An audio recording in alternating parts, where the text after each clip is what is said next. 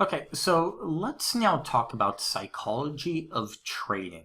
Psychology of trading is probably one of the most important parts of trading.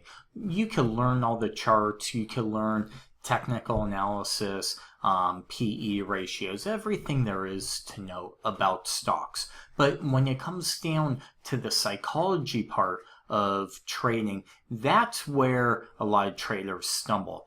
And over the next hour or so, we're going to go over ways to help you identify the type of trader that you are and that you should be and that you should work towards, because not everybody's built to be a day trader or a long-term and buy and hold trader or a swing trader. Okay, everybody has different personalities.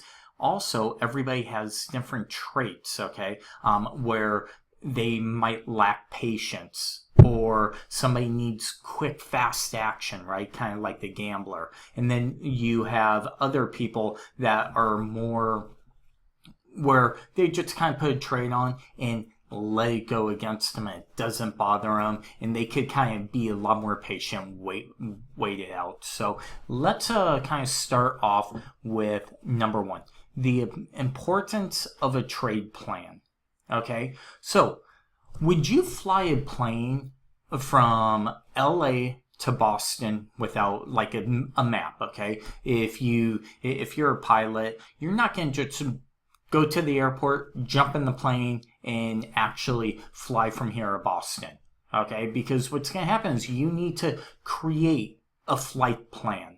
Okay, you need to check the weather, you need to check the plane, you need to make sure everything's working. If you have a co-pilot, you got to make sure the co-pilot's there and he's on the same page with you. And then you need to map out exactly the route that you're going to take all the way from LA to Boston. Okay, trading is kind of the same way. You don't just open up the computer screen, look at a chart and go, okay, I'm going to buy or sell, because you kind of want to make sure that, hey, do I have everything? What kind of observe what the market's doing.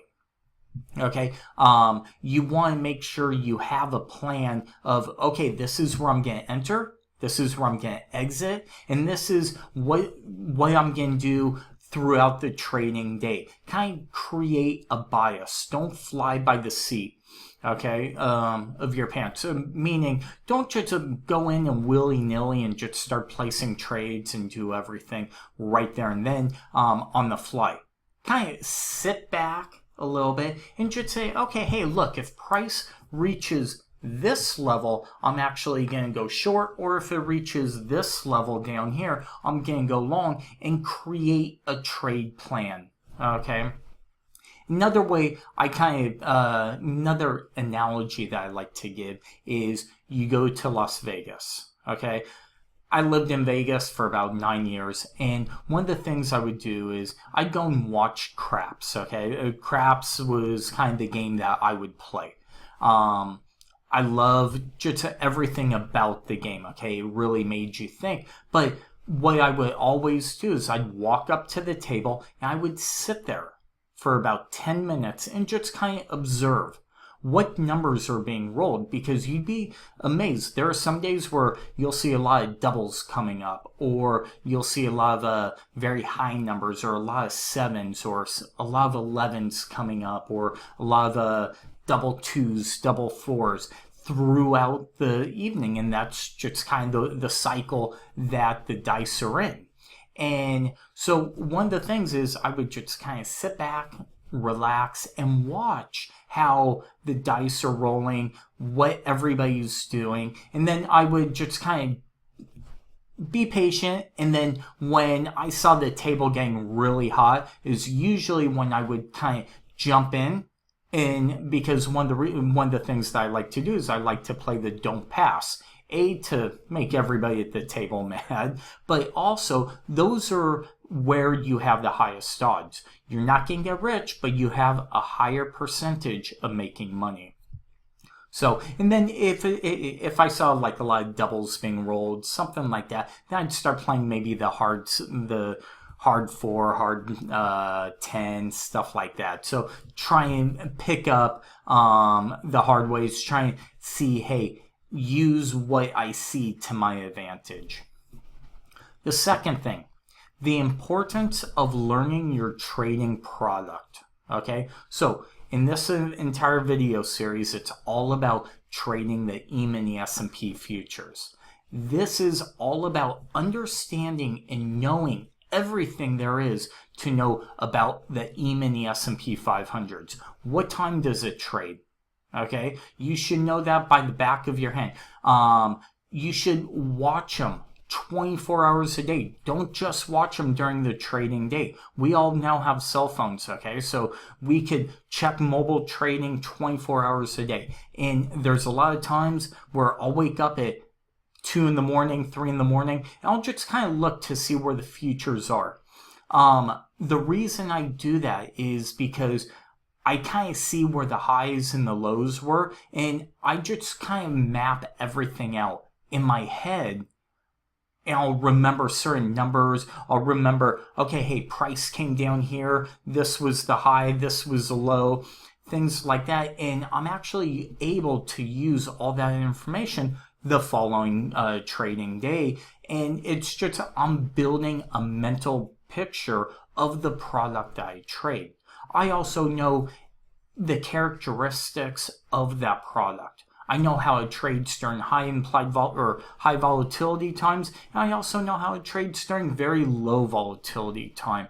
Okay, there are some days where the E-minis will move 1 or 2 points in a 2 or 3 hour period, and then times like what the current markets are right now, where we're moving 30, 40, 50 points in a day.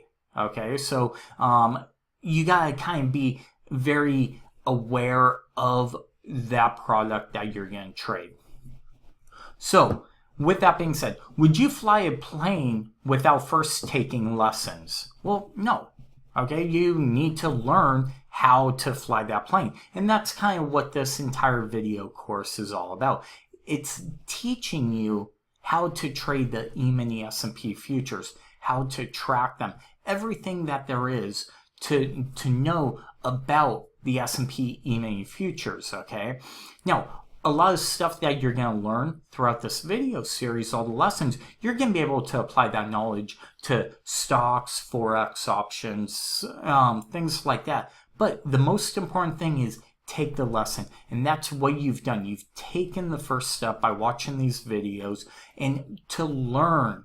Okay, because again, psychology is a big part of trading.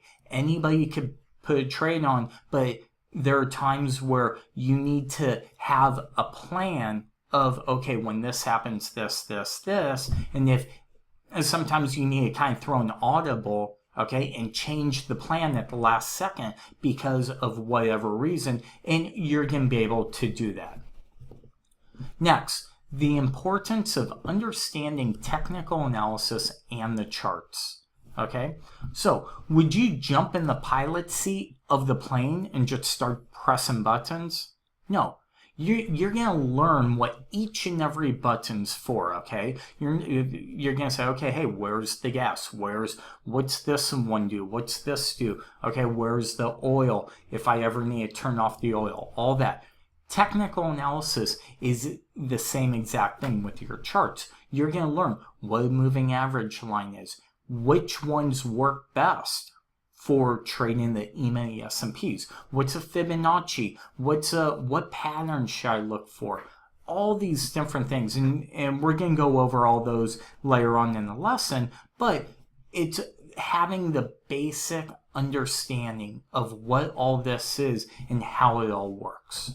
So that's going to be it for part 1 of Psychology of Trading, and watch the next video.